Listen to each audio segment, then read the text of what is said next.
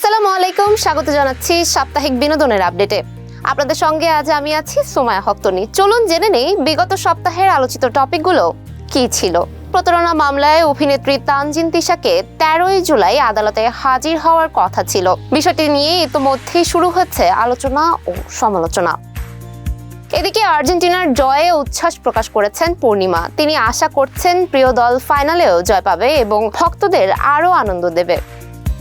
বন্যা পরিস্থিতিতে মানবতার বার্তা দিয়েছেন নিলয় আলমগীর ও হিমি। তারা আহ্বান জানিয়েছেন মানুষের পাশাপাশি পশু পাখির প্রতিও সহানুভূতিশীল হওয়ার জন্য। বিতর্কে জন্ম দিয়েছেন ওমর সানি। সামাজিক যোগাযোগ মাধ্যমে অভিনেতা ও উপস্থাপক নাজিম জয়কে উদ্দেশ্য করে হুমকিমূলক মন্তব্য করে সমালোচনায় পড়েছেন তিনি। এদিকে সঙ্গীত প্রেমীদের জন্য এসেছে সুখবর। শিল্পকলার মঞ্চে একক কনসার্ট নিয়ে ফিরছেন কিংবদন্তি রুনা লায়লা। দীর্ঘদিন পরে তাকে মঞ্চে দেখতে মুখিয়ে আছেন ভক্তরা।